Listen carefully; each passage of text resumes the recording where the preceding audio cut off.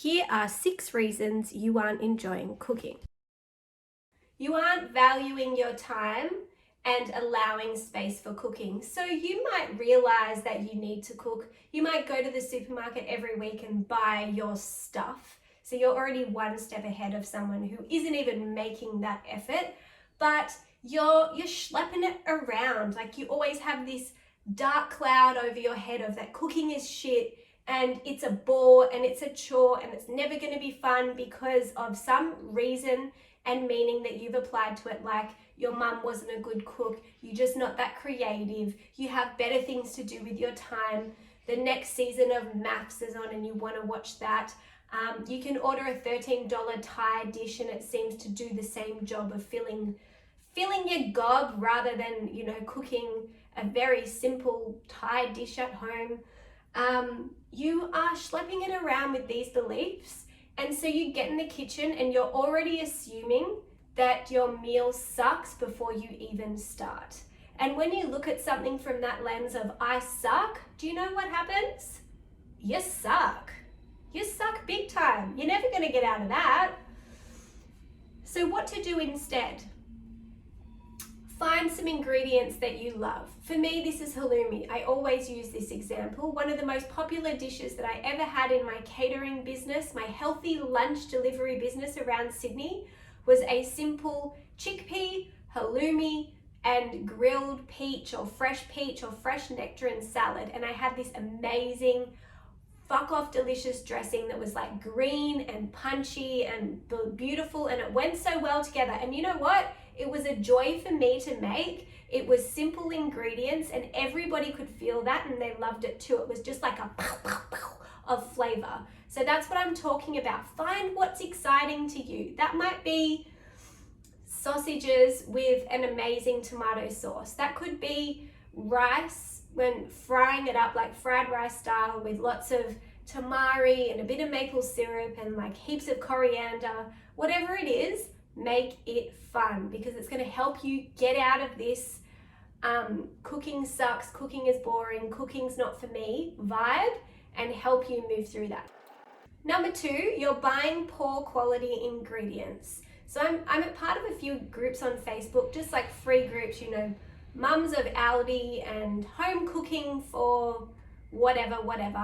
And I'm seeing a lot of people posting at the moment saying, my carrots look like this, my something else looks like this. And without throwing shade on Aldi, I'm going to say as a broad range of most supermarkets, the quality ain't there. So they don't last as long in your fridge, which means you are either throwing them out and you're wasting good money. The average household throws out $2,500 worth of food every year.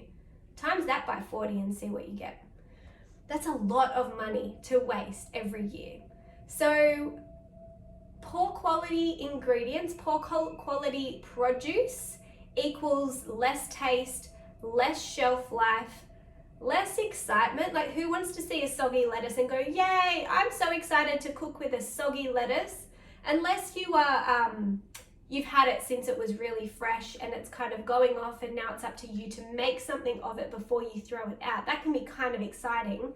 But if you just have crap stuff to begin with, it's not exciting. It's not going to be great. So my tip for everyone in this situation is to just take a beat and go to a fresh fruit and veggie kind of store and just have a look. So you might normally get iceberg lettuce and green beans and pumpkin and sweet potato.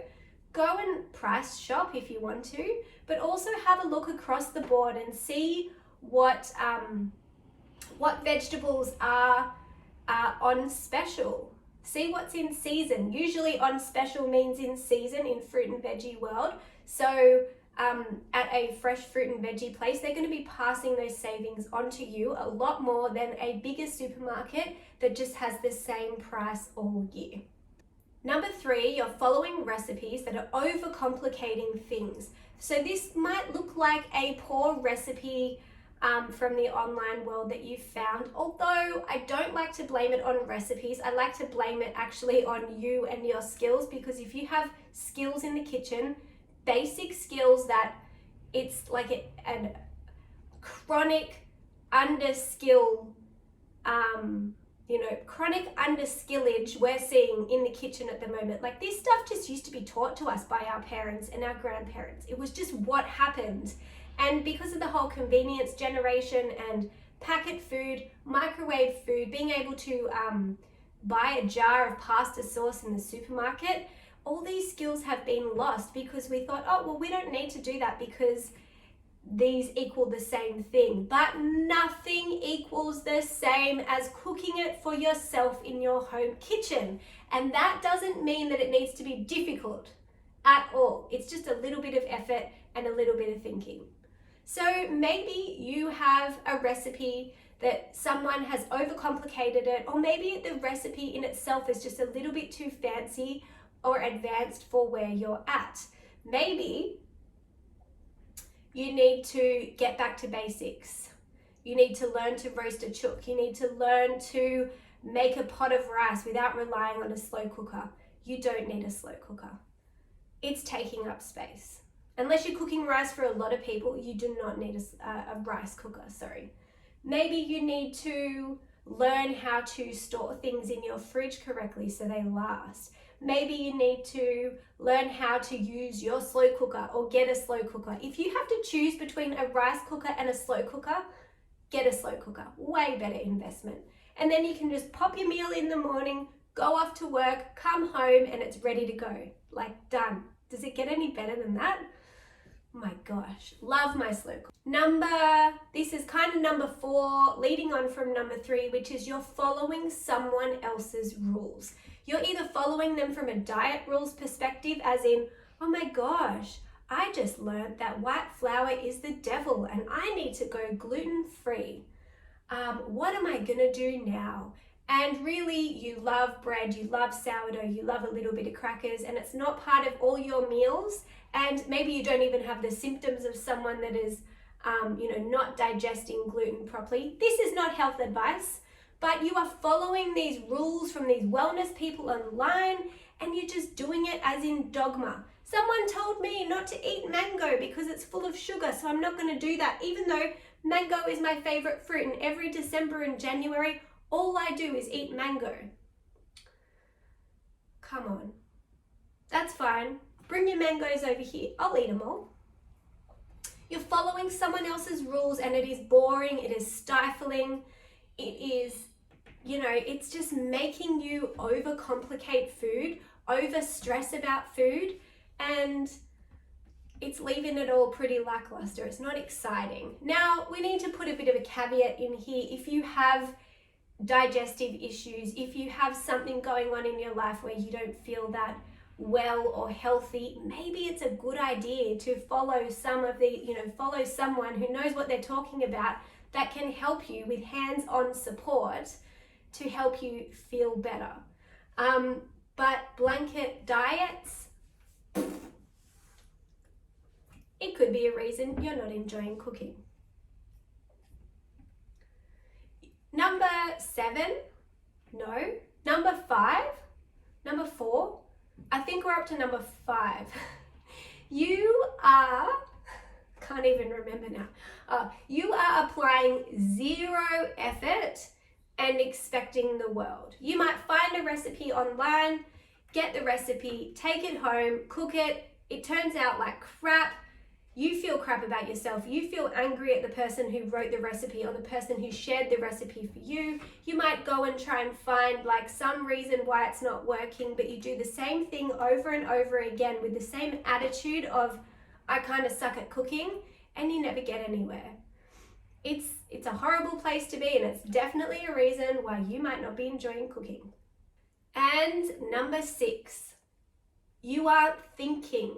You aren't using your brain. You have 30 years potentially of cooking experience already, of eating food, of tasting food, of knowing what flavor combos you like, of knowing a lot about food from just your general day-to-day eating. And you don't take that and apply it to the kitchen. You'll immediately get in the kitchen and go, oh, well, I wouldn't know what to do with this chicken breast to put flavor in it because I'm not good with flavor. I'm not good at X, Y, Z. I don't know how to cook this. when really you've had 30 years of experience and it wouldn't take much to apply it to get a decent outcome. And the example I like to use to this is, if I gave you a pizza base and said, make a pizza, would you be able to make it the most off delicious pizza you've ever tasted in your life? Without a doubt you would. Without a doubt you would. So why can't you take that pizza method and apply it to chicken breast, or a whole chicken, or making some kind of fried rice, or a jeweled quinoa, or some kind of fritter? You absolutely could. And this is where it comes into it. It is glaringly obvious that most of us are walking around without the basic cooking skills that make cooking so freaking simple and just what we do. P.S. That's what I teach. You might be following a recipe and it is a 1-pot chicken and rice, and you've put it in the oven and you're following the instructions, and you get to a point where it says cook for 30 minutes, and you bring it out of the oven and your rice isn't cooked and there's still pools of water in there, and your chicken doesn't look crispy like it did in the photo of the recipe that you're following. But you get it out and you're like, what do I do? What do I do? This is where our basic skills come in. So you want crispy chicken skin, you pop that thing back in the oven. Maybe it needs a bit more oil on the top or some salt. Your rice isn't cooking, there's pools of water. Maybe, and also your skin isn't crispy, maybe your oven is a bit lower in temperature than the version of the recipe creator, which means you might need an extra 10 minutes in the oven and it's done. This is thinking. This is being adaptable to a recipe. This isn't like focusing on a recipe so hard that if it says put in 2 tablespoons of lemon and you taste it and you can't taste any lemon at all, you get angry at the recipe and decide that you're a shit cook and you can never do this and you can never do it again, and you may as well order takeaway forever and buy a packet dip and spend a lot of money on unnecessary things when all you really needed to do was add an extra tablespoon of lemon. And that brings us to the end of 6 reasons why you aren't enjoying cooking.